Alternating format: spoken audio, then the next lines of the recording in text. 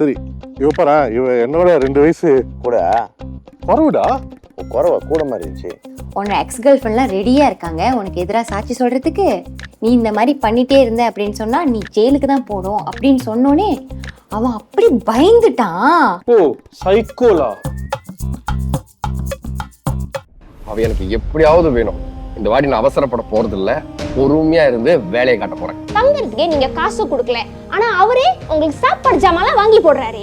ஏய் ஊரா பேசிட்டு இருக்காத, ராஜா எங்களுக்கு பே பண்றான், ஓகேவா? ஏய் கண்ண குடுறா குடுறா, இல்ல அறுத்துருவேன். குடு குடுறா. ஏய் குர்ரா.